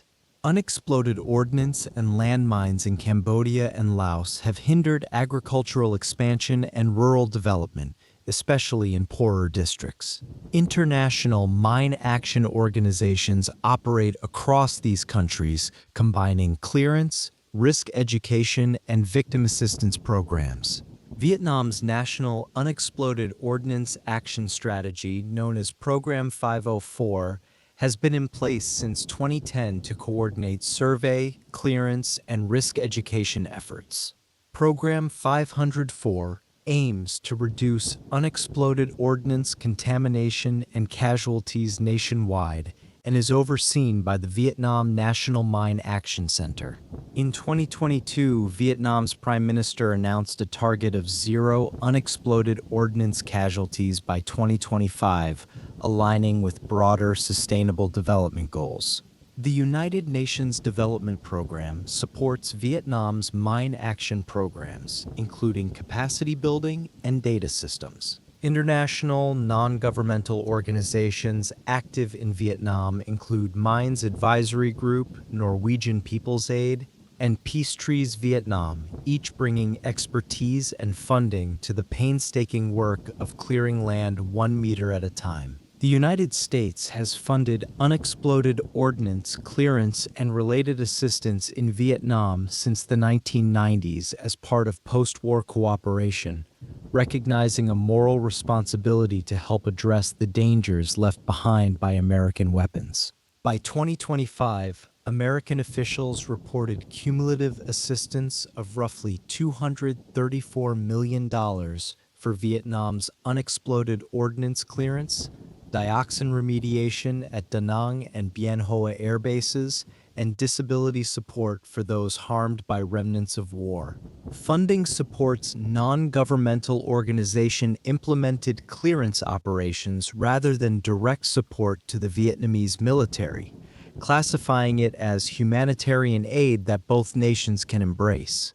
In 2024, a new unexploded ordnance disposal training range for the Vietnam National Mine Action Center, funded partly by the United States, was opened as a national hub for mine action training, where Vietnamese specialists learn the delicate and dangerous art of neutralizing devices that have waited decades to kill.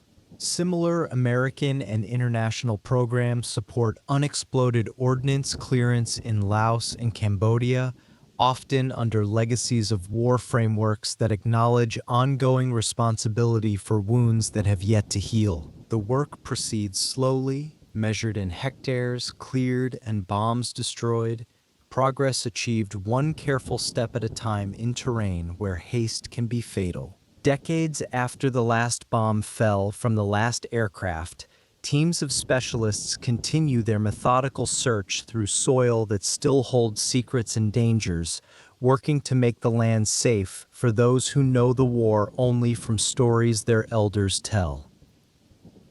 In 1977, Vietnam formally applied for United Nations membership and signaled interest in normalizing relations with the United States, but no immediate breakthrough followed. After 1975, relations between the two countries were constrained by the American trade embargo, unresolved prisoner of war and missing in action issues, and Vietnam's occupation of Cambodia. The United States maintained a trading with the enemy embargo on North Vietnam from 1964 and extended de facto restrictions to unified Vietnam after the war ended. A 1973 American commitment to provide reconstruction aid to North Vietnam became a contentious issue, with Hanoi citing it in later negotiations while Washington linked aid to cooperation on accounting for missing service members. Throughout the late 1970s and 1980s, the the United States prioritized full accounting of missing service members as a precondition for major steps toward normalization. In 1977 and 1978, the Carter administration explored establishing diplomatic relations, but talks stalled amid disputes over Cambodia and domestic opposition. Vietnam's 1978 intervention in Cambodia and its alliance treaty with the Soviet Union worsened relations between the former adversaries. The 1979 war between China and Vietnam and continued Vietnamese presence in Cambodia reinforced American alignment with China and the Association of Southeast Asian Nations against Vietnam's regional policies. In 1987, the Reagan administration authorized limited talks with Vietnam on prisoner of war and missing in action issues, leading to increased joint field investigations that would continue for decades. By the late 1980s, American policymakers began to see Cambodian peace negotiations and Vietnam's economic reform program as openings for gradual engagement. A key early step was allowing American companies to open representative offices in Vietnam in the late 1980s under strict licensing, though full trade remained embargoed. In 1991, the United States lifted a travel ban that had restricted American citizens from visiting Vietnam, enabling more exchanges between the two peoples. In 1991 and 1992, the United States and Vietnam cooperated with the United Nations on implementing the Cambodian peace settlement, improving the diplomatic atmosphere considerably. In 1993, the Clinton administration stopped blocking international financial institution lending to Vietnam, allowing the World Bank and International Monetary Fund to resume assistance to a country that desperately needed capital for development. That same year, the State Department and the Vietnamese Foreign Ministry opened liaison offices in each other's capitals, a precursor to full embassies.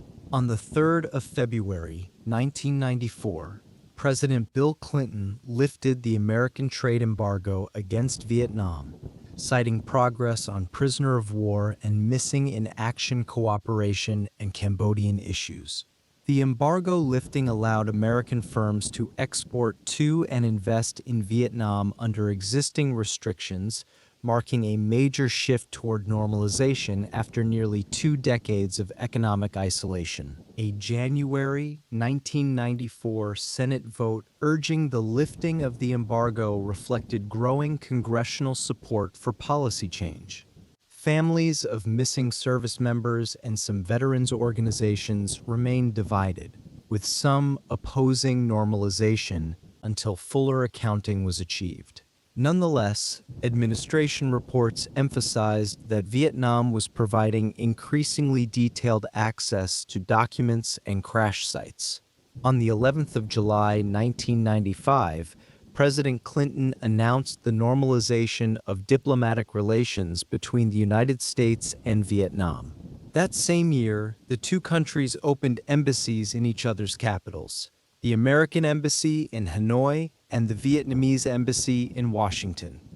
The United States also established a consulate general in Ho Chi Minh City, while Vietnam opened a consulate in San Francisco. Formal recognition was accompanied by continued emphasis on ongoing prisoner of war and missing in action efforts and human rights concerns in congressional debates.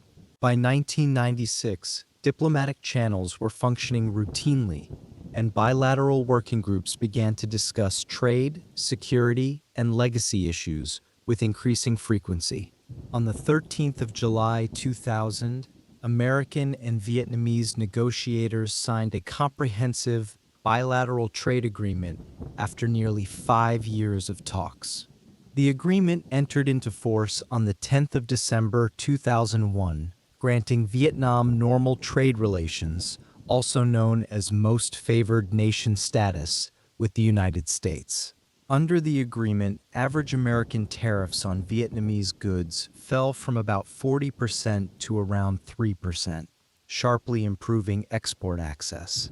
The agreement committed Vietnam to reforms in tariffs, services, intellectual property, transparency, and investment rules aligned with a market economy. The bilateral trade agreement is widely seen as a key step toward Vietnam's accession to the World Trade Organization in 2007.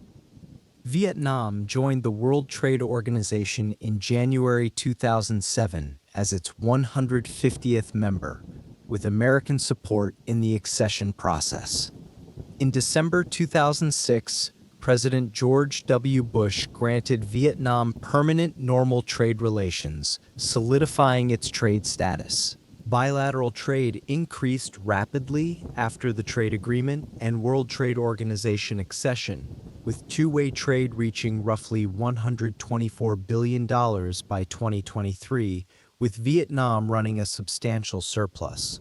Major Vietnamese exports to the United States include textiles, footwear, furniture, electronics, and increasingly higher value manufactured goods. American exports to Vietnam include machinery, aircraft, agricultural products, and high-technology components. Cooperation on war legacy issues, including prisoner of war and missing in action accounting, unexploded ordnance clearance, and dioxin remediation, has been repeatedly cited by both sides as a foundation of the post-war relationship. Since 1991, the United States has supported programs to improve the quality of life for persons with disabilities in areas heavily affected by Agent Orange and unexploded ordnance. Joint field activities for American prisoner of war and missing in action accounting have involved excavation of crash sites, interviews with witnesses, and archival research in Vietnam. The two governments have cooperated on large-scale dioxin cleanup at Da Nang and Bien Hoa air bases, funded partly by American appropriations.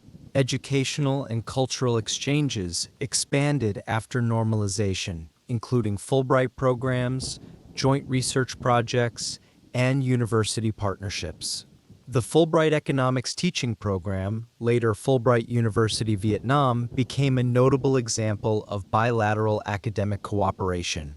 Student mobility increased, and by the 2010s, Vietnam was among the top sources of international students in American higher education. English language education and American studies programs grew within Vietnam as part of broader internationalization of its education system. American public opinion surveys by the 2010s showed generally favorable views of Vietnam, contrasting with earlier decades dominated by war memories. Security cooperation emerged gradually, focusing on maritime security, peacekeeping, and humanitarian assistance rather than formal alliances, a pragmatic relationship between two nations that had once been enemies. American Navy port calls to Vietnamese ports such as Da Nang and Cam Ranh Bay became more frequent in the 2000s and 2010s under agreed protocols, with warships that had once bombed the coast now welcomed as symbols of friendship. Defense dialogues and memoranda of understanding addressed capacity building, search and rescue, and non-traditional security issues that both nations faced in an uncertain region. The two countries shared interests in freedom of navigation and regional stability in the South China Sea, provided additional impetus for security dialogue, creating common ground where geopolitics aligned. In recent years, a memorandum of understanding on war legacy remediation outlined cooperation on unexploded ordnance clearance, disability assistance, dioxin remediation, and remains recovery for both sides. This work represents a commitment by both nations to address the lingering wounds of a conflict that ended nearly half a century ago, but whose effects persist in contaminated soil and missing bodies and disabled veterans on both sides of the former divide. Analysts generally interpret 1977 to 2020 relations as an incremental normalization process, moving from post-war hostility and embargo through step-by-step engagement to broad cooperation in trade, education, and security within a framework of mutual but non-allied partnership. The relationship between the United States and Vietnam stands as a remarkable example of what can be achieved when former adversaries choose pragmatism over permanent enmity, recognizing that the future need not be held hostage to the painful past. The effort to understand what happened in Vietnam began almost as soon as the last helicopter lifted off from Saigon, and yet, decades later, historians remain divided over questions that touch the very heart of the conflict. Early English language scholarship on the war was dominated by American historians working primarily with United States government and military sources, and these foundational works framed Vietnam as a case study in foreign policy failure within the broader context of Cold War competition. The questions they asked reflected the anxieties of a nation grappling with its first clear military defeat, and their answers shaped how an entire generation understood what had gone wrong in Southeast Asia. What became known as the Orthodox interpretation held that American intervention had been fundamentally misguided, based on a misreading of Vietnamese nationalism and an overestimation of the domino theory's validity.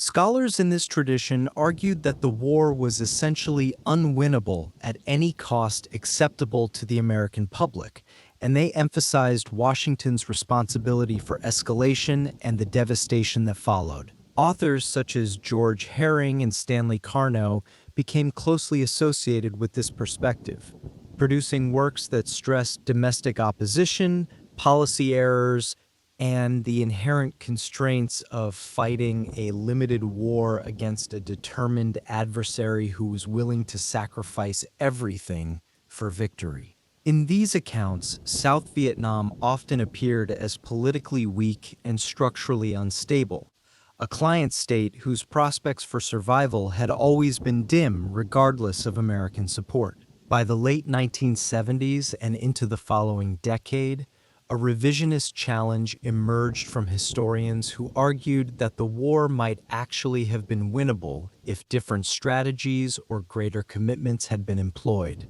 Gunter Louis' work in 1978 is often cited as an early statement of this counter-narrative, questioning prevailing critiques of American conduct and suggesting that the conflict was less a civil war than a conventional invasion directed from Hanoi. Later revisionists would contend that stronger or earlier application of military power, particularly against North Vietnamese infrastructure, could have forced a more favorable outcome. Mark Moyar's detailed reassessment of the Diem years, published in 2006, exemplified how revisionist scholarship continued to re-examine key decisions and personalities, challenging assumptions that had hardened into conventional wisdom. What scholars call post-revisionist or new international approaches began to gain prominence from the 1990s onward, seeking to move beyond the simple binary of orthodox versus revisionist debate. These newer studies integrated archives from Vietnam, the former Soviet bloc, and China to place the conflict within broader contexts of decolonization and international communism. Historians like Frederick Logeval emphasized contingency, arguing that different political choices on both American and Vietnamese sides might have produced entirely different trajectories. The wars in Vietnam, Laos, and Cambodia came to be understood as interconnected conflicts rather than a single American confrontation, with France, China, the Soviet Union, and regional actors all playing significant roles alongside Vietnamese protagonists. Comparative Cold War studies situated Vietnam among other armed decolonization struggles, drawing parallels with Indonesia, Algeria, and Angola. These works explored how superpowers used aid, military advisors, and diplomatic recognition to shape the outcomes of local anti-colonial movements. Some authors argued that American commitment in Vietnam was driven partly by global credibility concerns about managing decolonization under Cold War conditions, while others stressed that Vietnamese communists had skillfully exploited superpower rivalries to gain support while pursuing their own nationalist objectives. Access to new archives since the 1990s transformed the field profoundly. Declassified American documents, including the Pentagon Papers and presidential recordings, deepened understanding of decision-making in Washington, while international collaborative projects brought together historians from Vietnam, the United States, Europe, and East Asia. Methodologically, there was a shift from high-policy diplomatic history toward social, cultural, and transnational approaches that asked different questions and sought different kinds of evidence. Vietnamese official historiography, produced largely under party supervision, portrayed the conflict as a just revolutionary war culminating in national reunification. State-sanctioned histories emphasized party leadership, people's war strategy, and continuity from the anti-French struggle to the resistance against America. Recent Vietnamese scholars have begun publishing more detailed regional and thematic studies, though political constraints remain. Joint projects between Vietnamese and foreign historians have produced more nuanced accounts of events like the Tet Offensive and the Paris peace negotiations, though some topics remain sensitive in Vietnamese academic publishing. The study of memory and representation, influenced by cultural studies, emerged as a major subfield within Vietnam War scholarship. Viet Thanh Nguyen's work argues that wars are fought twice, first on the battlefield and then in the realm of memory, and he critiques the asymmetries in what he calls memory industries, contrasting globally influential American narratives with more localized Vietnamese state narratives. Memory studies analyze museums, memorials, films, and literature in both Vietnam and the diaspora as sites of ongoing contestation over meaning. Diasporic and refugee perspectives have increasingly entered global scholarship since the 1990s. Academic studies examine how refugee communities construct alternative narratives distinct from both Hanoi and Washington, and how race, migration, and generational change shape interpretations of the war within overseas Vietnamese communities. The Cambridge History of Asian American Literature includes substantial treatment of the American War in Vietnam and its diasporas, highlighting how refugee experiences and transnational identities have become integral to understanding the conflict's aftermath. This literature connects Vietnam War history to broader themes in migration and postcolonial studies, revealing how the conflict's meanings continue to shift across borders and generations. Historiographical surveys note that early debates focused heavily on American strategy and responsibility, while later work pays more attention to Vietnamese actors and society. Some studies reassess South Vietnam as more than a mere American puppet, analyzing its internal politics, social programs, and alternative visions of modernity. Others foreground the experiences of Laotians and Cambodians, arguing that earlier Vietnam-centric histories had neglected the wider Indo-Chinese context that made the conflict so devastating for the entire region. Military historians continue to debate operational questions such as bombing effectiveness and counterinsurgency tactics. Quantitative studies have examined provincial voting patterns, desertion rates, and pacification metrics to reassess the effectiveness of American and South Vietnamese strategies. These granular analyses reveal complexities that broader narratives sometimes obscure, showing how the war played out differently in different regions. By the 2010s, some scholars argued that the orthodox revisionist divide had become less central, replaced by a spectrum of nuanced positions and new questions. Calls for moving beyond binary labels toward critical evaluation of evidence from all sides have reshaped the field. Newer scholarship encourages a more granular reading of Vietnam, examining intelligence failures, alliance dynamics, and local politics rather than using the conflict only as a symbolic warning or political argument. International writers from other countries have also addressed the war in significant ways, including Australian, Korean, and European veterans and journalists. University syllabi and reading lists on the Vietnam War now commonly include a mix of American, Vietnamese, and diasporic texts, reflecting the conflict's transnational nature and the impossibility of understanding it from any single national perspective.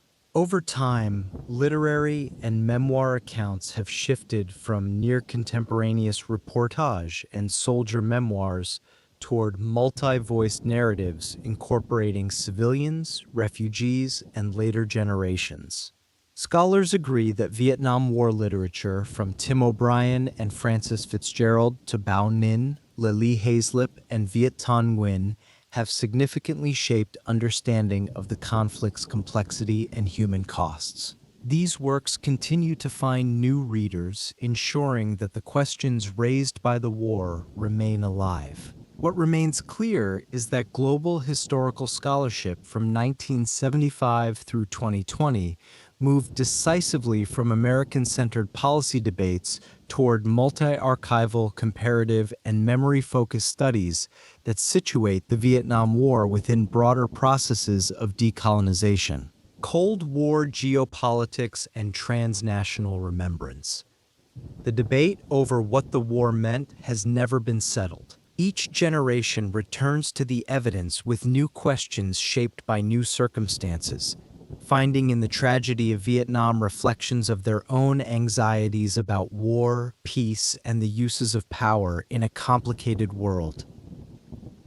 The shadow of Vietnam fell across American foreign policy for decades after the last troops came home, shaping debates about when and how the United States should use military force abroad. What came to be known as the Vietnam Syndrome described a public reluctance to support overseas interventions, a wariness born from the costly and controversial conflict that had divided the nation so deeply. The phrase gained prominence in the late 1970s and early 1980s as commentators argued that Vietnam had produced a durable anti-interventionist current in American political life, one that constrained policymakers and complicated military planning for a generation.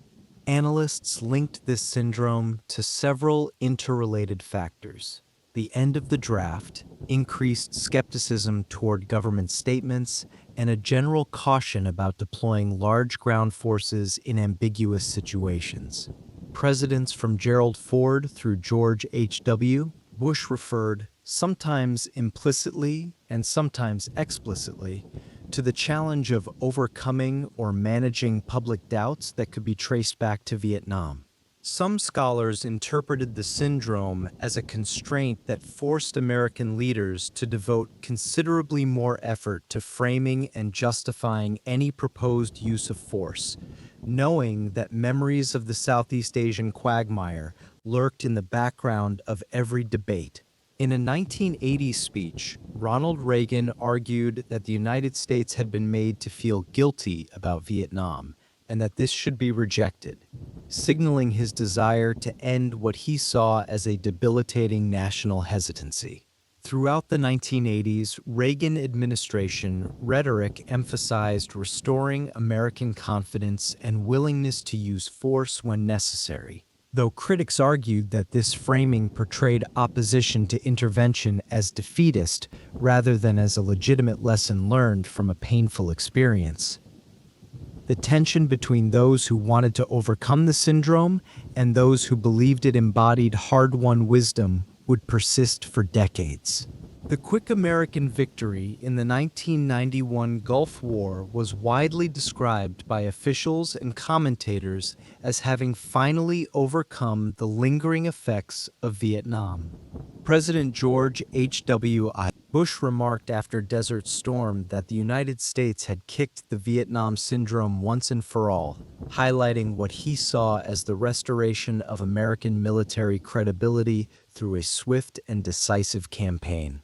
Public opinion polls in the 1970s and 80s had consistently shown greater caution about long-ground wars and nation-building than existed before Vietnam. But the Gulf War seemed to demonstrate that Americans would support clearly defined operations with achievable objectives. The memory of Vietnam figured prominently in congressional debates over American interventions throughout the period. Critics of involvement in Lebanon in the early 1980s and Central America throughout that decade warned of another Vietnam, emphasizing risks of quagmire and unclear objectives. Supporters argued that careful limits, coalition support, or different local conditions would prevent a repeat of the Southeast Asian stalemate. These debates revealed how Vietnam had become a touchstone, invoked by both sides of nearly every intervention argument. The Weinberger Doctrine, articulated by Secretary of Defense Caspar Weinberger in 1984, was explicitly framed as an outgrowth of lessons from Vietnam. The doctrine stated that American forces should be used only when vital national interests were at stake and with clear intent to win. It required clearly defined political and military objectives, along with the capacity and resources to achieve them. It also emphasized reasonable assurance of public and congressional support before committing forces. The doctrine aimed to prevent what many officers saw as the half measures and confused objectives that had characterized the Vietnam experience. The Powell Doctrine, associated with General Colin Powell in the late 1980s and early 1990s, reinforced many of these principles. Powell advocated using overwhelming force, establishing clear objectives, and planning exit strategies while avoiding protracted conflicts without broad support. Analysts viewed the successful 1991 Gulf War as an application of these post-Vietnam doctrines, with its short duration, clear goals, and large international coalition. Subsequent debates questioned whether these doctrines made American leaders overly reluctant to use force for limited or humanitarian missions, with some critics arguing that an overcorrection from Vietnam contributed to hesitancy in responses to crises such as Rwanda and Bosnia. During the 2003 Iraq War debate, both supporters and opponents of intervention invoked Vietnam analogies. Supporters claimed that better planning, superior technology, and the lack of a superpower patron for Iraq distinguished the case from Vietnam. Opponents warned about mission creep, uncertain post-war governance, and underestimation of nationalist resistance, drawing direct comparisons to what had happened in Southeast Asia. Academic and policy analyses after 2003 frequently described Iraq as another Vietnam in terms of insurgency, public opinion erosion, and civil-military tensions. Neoconservative commentators often rejected Vietnam-based caution as an impediment to what they saw as necessary assertiveness after the September 11th attacks.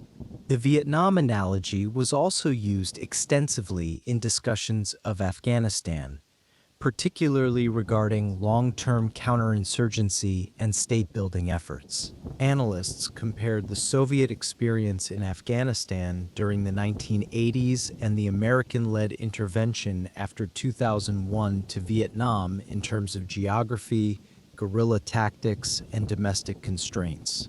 Some policy papers argued that avoiding another Vietnam in Afghanistan required clear goals, local partnerships, and realistic timelines.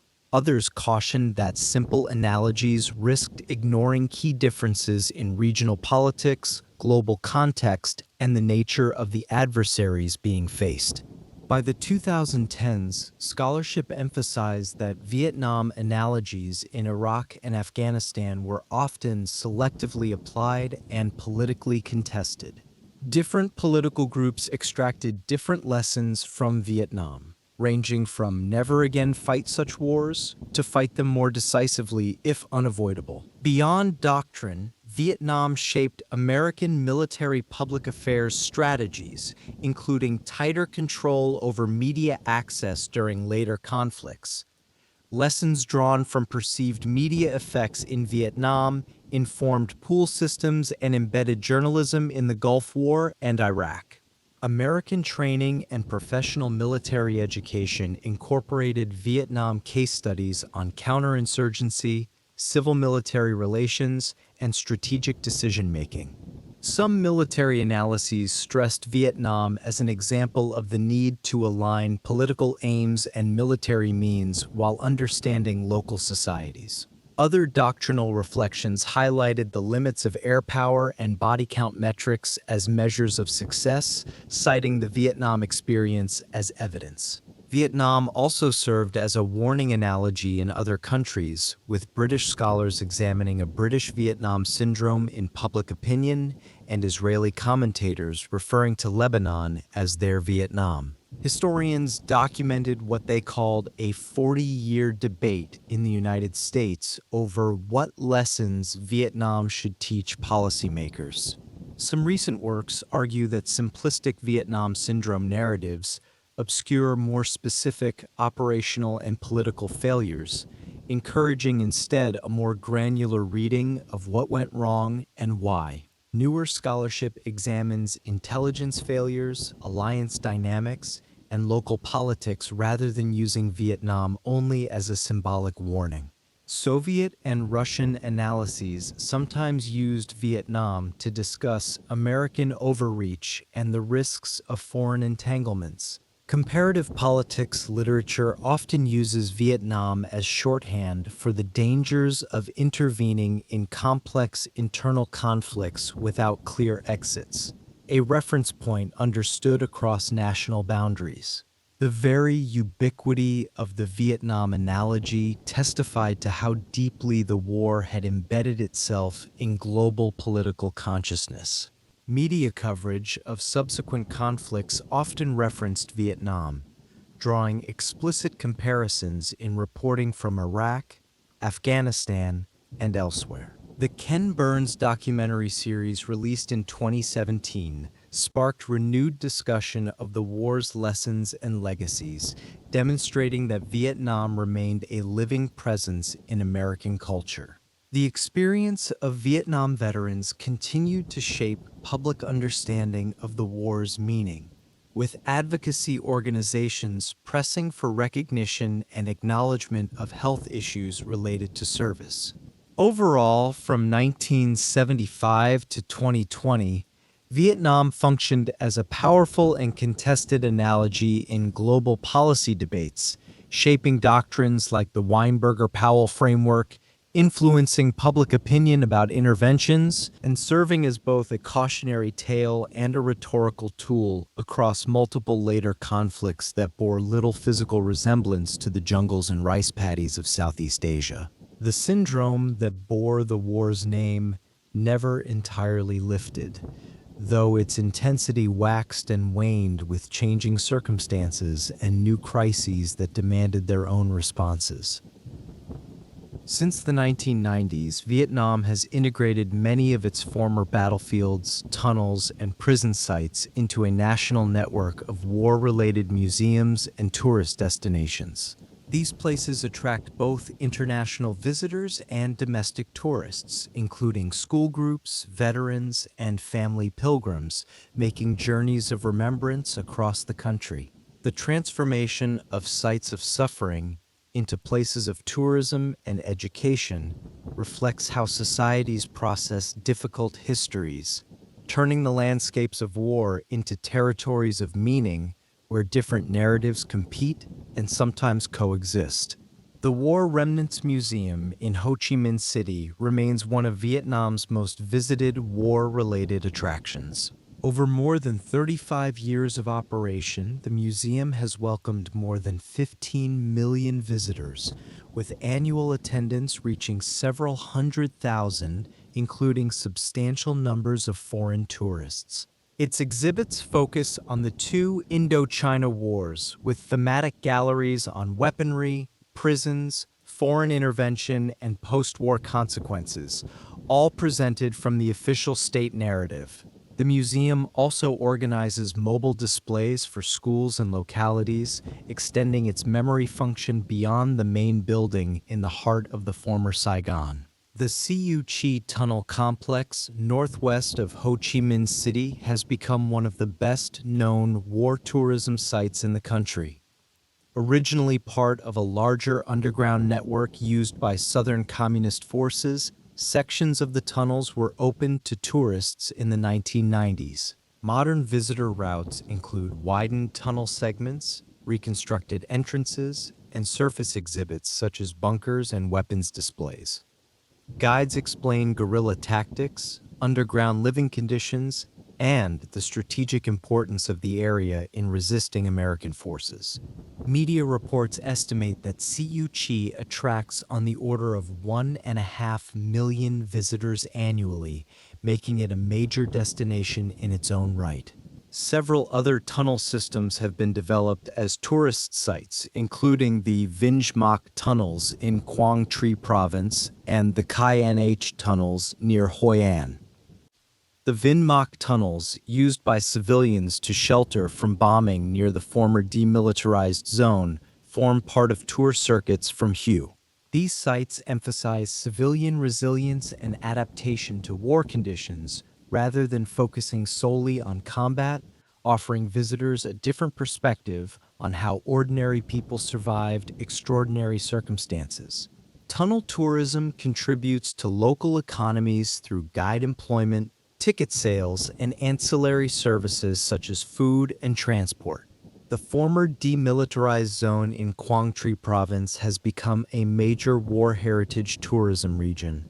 Sites commonly included on tours are Khe San Combat Base, Vinh Mak Tunnels, the Hien Luong Bridge, and Ben Hai River marking the 17th parallel, and parts of the former Ho Chi Minh Trail.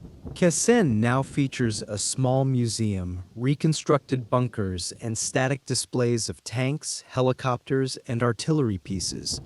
Tour narratives focus on the 1968 siege and its place in war strategy. Travel reports indicate that the demilitarized zone region received more than 3 million visitors in 2024, many drawn specifically by war-related sites. The former imperial city of Hue, heavily damaged during the 1968 fighting, combines heritage tourism around the citadel with visits to nearby war sites. The Ie Drang Valley and Hamburger Hill in the Central Highlands and Ashao Valley have also become destinations for more specialized battlefield tours. These tours usually involve treks, local guides, and visits to remaining bunkers or memorial markers where accessible. Veteran pilgrimage tourism, including return visits by American, South Vietnamese, and North Vietnamese veterans, forms a distinct niche within this broader battlefield tourism. In Hanoi, the Vietnam Military History Museum and Hoa Lo Prison Museum are prominent war-related sites in the capital's tourism circuit. The Military History Museum offers outdoor displays of artillery, aircraft, and tanks, along with indoor exhibits on major campaigns that trace the arc of Vietnamese military history from ancient resistance to modern warfare. Hoa Lo Prison Museum, partly preserved from a French colonial and later wartime facility, presents narratives about anti-colonial struggle and American prisoners held during the war. American visitors sometimes find the presentation at Hoa Lo jarring, as the site's interpretation differs markedly from the accounts they may have encountered in American media and veteran memoirs. Tour commentary at such sites generally follows official interpretations emphasizing resistance and eventual victory, though guides sometimes engage with questions that complicate the official narrative. National cemeteries and martyrs' memorials such as Truong Son Martyrs Cemetery, with its thousands of uniform headstones, are also visited by tour groups and domestic pilgrims. Organized tours sometimes include ceremonies in which visitors lay wreaths or incense at the graves of those who fell, fighting for reunification.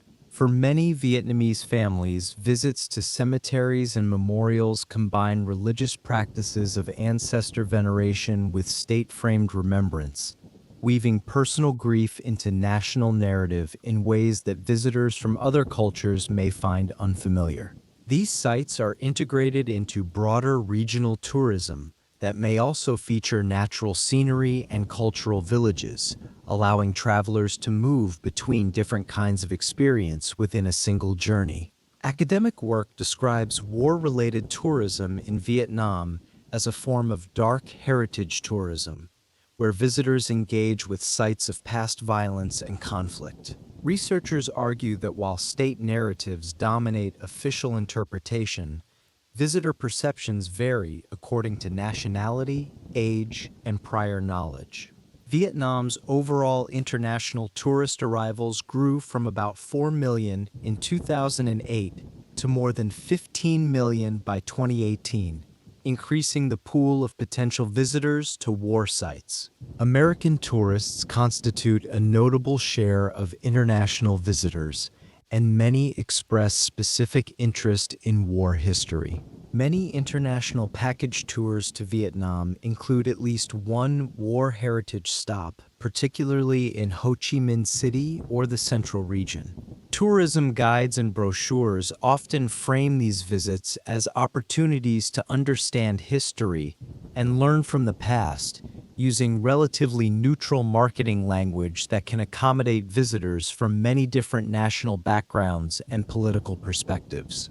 The experience of walking through the tunnels at Siu Chi or standing before the wall of photographs at the War Remnants Museum affects different visitors in different ways, shaped by what they bring with them and what they are prepared to see.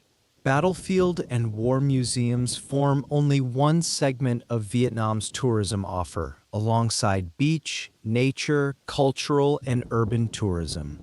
In some rural and former combat areas, war heritage tourism complements other forms of community-based tourism in boosting local incomes. Policy documents on rural tourism underline the potential of historical and cultural sites, including war-related locations, to generate employment and preserve local narratives while connecting remote communities to broader economic networks. Scholars studying the War Remnants Museum observe that it serves both as a site of state memory and as a commercial destination, responding to visitor expectations. Analyses note that interpretive texts and display choices at major war sites balance didactic messages with accessibility for foreign tourists who may know little about the conflict or who approach it from perspectives quite different from those intended by the curators. The tension between education and entertainment, between national narrative and international audience, shapes how these sites present themselves to the world.